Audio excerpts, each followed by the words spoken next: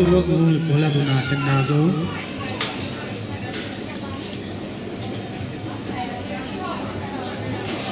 Sú istí ľudia, ktorí nás presvedčajú, že by sme mali zmeniť názov.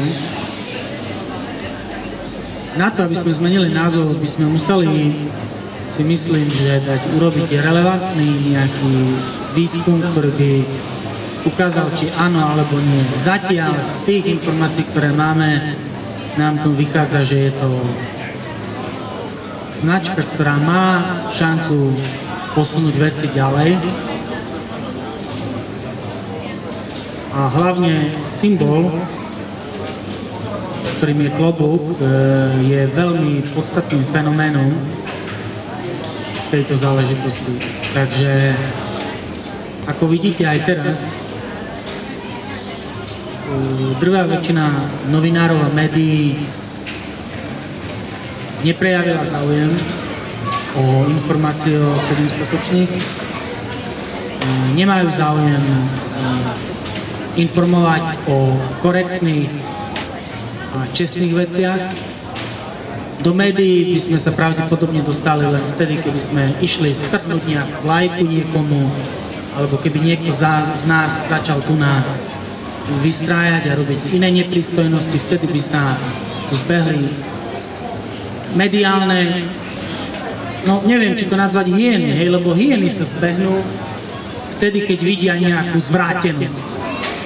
Lebo keď vidíte nejakú normálnu vec, tak to akože beriete, že to už dneska v dnešnej dobe nie je normálne a zvrátenosť je dneska normálna, dneska zvrátenosti, vraždy, humus, odpad dávajú do televízie a do médií. A preto jedna z ciest, ako vôbec dostať čestné, korektné a statočné myšlienky do povedomia verejnosti, je ten symbol klobúk, a to je klobúk ako symbol 7 statočných, lebo keď sa prejdete po ulici, tak najprv ľudia budú nechápať niektorí, že čo to vlastne znamená, potom časom možno sa to dozvedia, že aha, že to je nejakých 7 statočných, potom im spojí, že aha, klobúk je symbol 7 statočných, potom si pozrú program a potom možno si povedia, že je to dobrý nápad, dobrá myšlienka a pridám sa. Bez klobúka vás nikto nespozná na ulici, lebo nie ste známy zlodej, ktorý častokrát vystupuje v televízii v rôznych diskusných politických debatách.